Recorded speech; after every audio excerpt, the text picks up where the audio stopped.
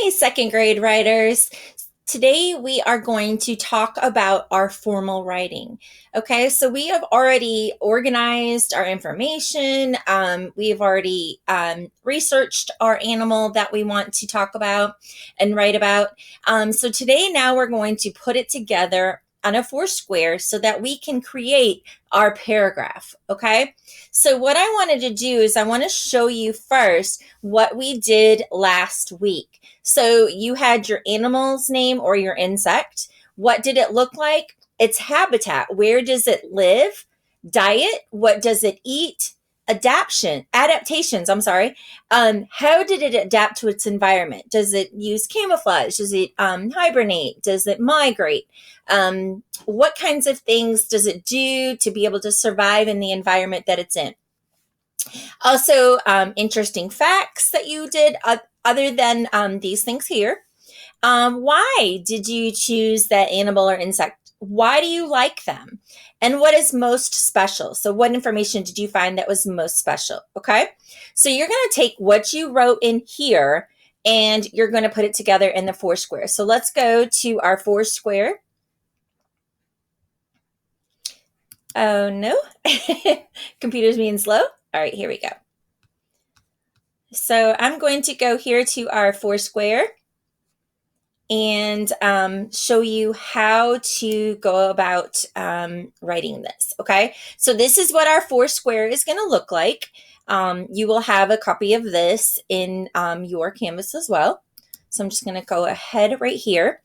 We're going to talk about good sentences because second graders, we need to be writing 5-star sentences. What I mean by that is we need to make sure that our sentences include certain things, okay? We need to make sure that each sentence starts with a capital letter. So at the beginning of every sentence is a capital letter. Every sentence has a punctuation mark. If you're asking a question to your reader, you need to use a question mark. If you're being expressive, you need to use a exclamation point. And then most of the time, if you're just making a statement, you're going to use a period. So make sure you always have punctuation at the end. Make sure you use a finger space between each of your words. Now, when we're typing on the computer, it's a lot easier. But when you go to do your final draft, you're going to be writing it on paper. So that's when you need to make sure you have that finger space. So I always just put one finger down between my words, okay? And that you use neat handwriting. Again, while you're doing your Foursquare and you're doing your rough draft, you don't have to worry about the neat handwriting because you're going to be typing it. But when you go to write that final copy at the end of the week, you will need to be able to use neat handwriting.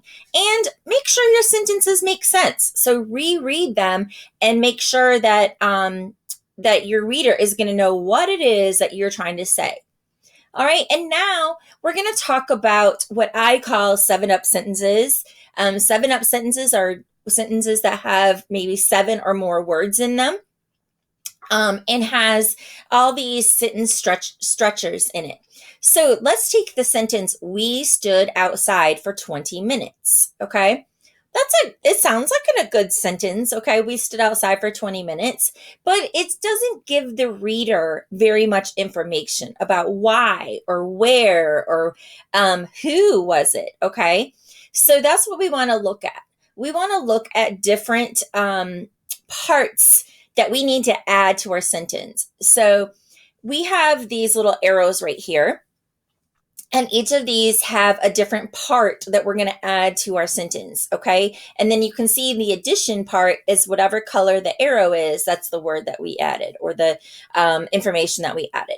So this first one is an adjective, and we've talked about adjectives. Adjectives are words that describe something, okay? We stood outside for 20 miserable minutes. Now, when you think about we stood outside for 20 minutes, you're just thinking, oh, somebody stood outside, okay? But if you say for 20 miserable minutes, then you're telling that reader that it was not fun to stand outside. There's some reason, something that made it not an enjoyable time to be outside. All right. So then the next part is our when. When did you stand outside? This morning. So now you know that it's the morning time. It's not the afternoon or the evening. It's the morning. We stood outside for 20 miserable minutes. Now you just gave your reader way more information. You told them when you're doing it, and you told them an adjective, or you gave them an adjective about what it was like to stand outside. All right, the green arrow says where. Now you're telling them not only what it was like when you did it, now you're telling them where did you stand outside, okay? So let's read this sentence. This morning we stood on the sidewalk in front of the school for 20 miserable minutes. All right, so now you can visualize where they stood, okay?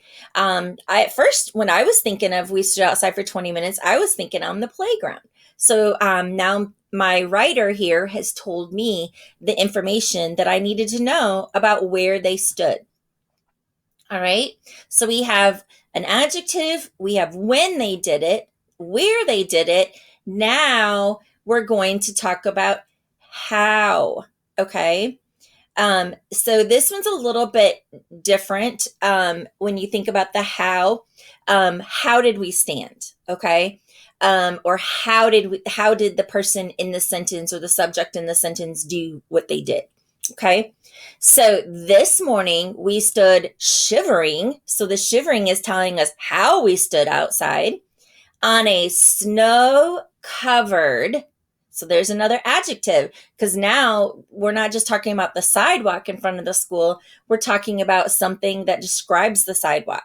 This morning we stood shivering on a snow covered sidewalk in front of the school for 20 miserable minutes. You have so much more information now, because now you know the time of year when it happened, right? You know that it was wintertime because there was snow and they were shivering and they were cold. Now you know that they were shivering and that's why they were miserable, because it was really cold outside. Okay.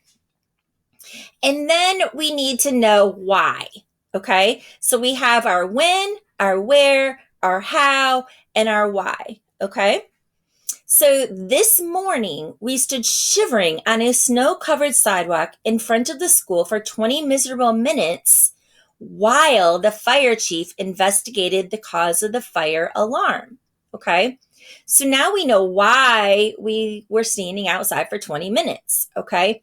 So do you see the difference between the first sentence we started with? We stood outside for 20 minutes. That's just a very plain sentence that doesn't really give us a lot of information. But if you tell your reader, this morning we stood shivering on a snow-covered sidewalk in front of the school for 20 miserable minutes while the fire chief investigated the cause of the fire alarm. Now we know why we did it, where we were at, how it felt, where, like I said, when we did it, and we know all this information. Now you can visualize or maybe put it together on a time that you remember standing outside during a fire alarm. I know before Christmas break, you guys weren't in the building, but we had a fire alarm go off and it was not a drill. And we had to stand outside, the teachers and those people that were in the building, we had to stand outside in the rain for a long time, waiting for them to investigate the cause of the alarm. Fortunately, nothing was really bad. So, but anyways, now you know more information about that. So when you're going into your Foursquare, and I'm going to have to reload it, so just give me a minute. Okay, maybe. Here we go. All right, so let me go ahead and reload this. So what you're going to do is you're going to look at your the different parts of the Foursquare and where we're going to put each thing. Okay, so let me open up the Foursquare real quick and move myself out of the way here. And then I'm going to tell you about the different parts. So box number one is our topic sentence. That is what our whole passage is going to be about. Okay, so you might say, like I said, I wrote about the golden retriever. Golden retrievers are very special pets. that might be my topic sentence. Okay. And then let me go back in here. Box number 2 is where you're going to describe what your animal looks like or acts like. Okay. So here we go. Let's go back to the Foursquare. Let me move over here. So in box number 2, you click right here and then you can type in it. You're going to tell me, what does your animal look like? What do they act like? Okay. So I might say a golden retriever is a soft, fluffy dog with long hair. They need to be brushed every single day. Golden retrievers are very gentle and kind and love people and animals. Okay, do you see now I'm adding more details into my sentences, and I'm telling you what they look like, and I'm telling you what they act like. Okay, and I do know those facts because, like I said, I have 2 of them. All right, box number 3, if I recall, is what habitat does your animal live in? And then you're going to describe that habitat.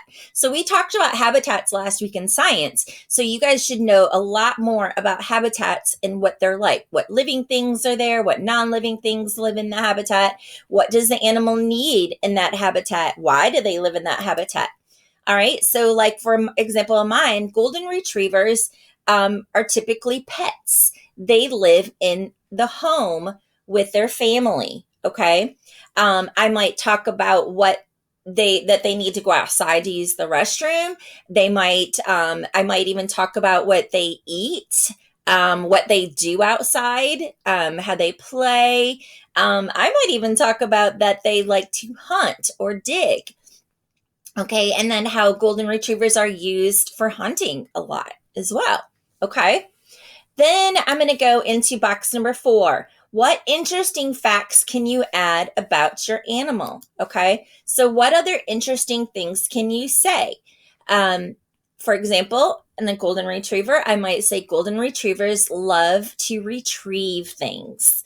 They love, if you're playing ball with them, you can throw the ball and they will go get it and bring it back to you. Or when they're hunting, they will retrieve the animal that the hunter has hunted. Golden retrievers have very soft jaws. So when they bite down on something, they do it very gently. A golden retriever can hold an egg in their mouth without breaking it. Those are interesting facts that people might not know about the golden retriever. Or golden retrievers come in many different colors. I could have said that in the first part as well. As a matter of fact, I have 2 golden retrievers and they're both very different. My girl golden retriever is more of a blonde color, like my hair here. And my boy one is more of an orangey color. So there's so many different colors of them. Okay.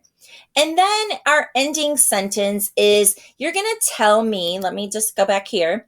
Why did you choose this animal? What is it that you love about this animal? What makes that animal so special? Okay.